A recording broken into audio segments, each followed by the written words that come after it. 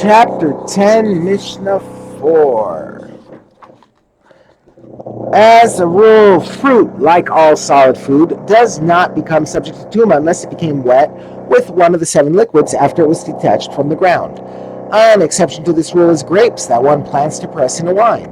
The rabbis decreed that such grapes are subject to tumah as soon as they are picked, even if they did not become wet.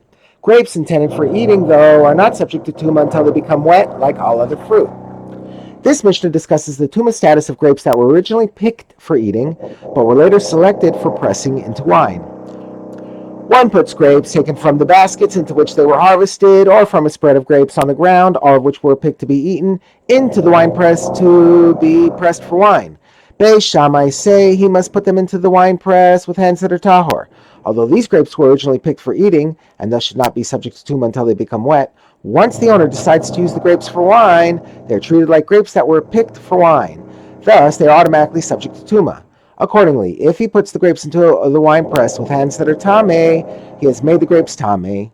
Another opinion, but Beis Hillel say, he may put the grapes into the winepress with hands that are tameh. The grapes will not become tameh, and thus he can still separate their terumah in tahara. Since the grapes were picked to be eaten, they do not become subject to tumah until they become wet. The Mishnah now discusses grapes that were originally picked to be pressed into wine. If one took grapes from a bucket or from a spread of grapes on top of leaves to put into the wine press, everyone agrees that he must put them into the wine press with hands that are tahor. And if he put them into the wine press with hands that are tameh, it has made them tameh. Since these grapes were collected in buckets or on leaves, it is obvious that they were picked to be pressed into wine. For that is how wine grapes are gathered, and thus they are automatically subject to tumah as soon as they are picked.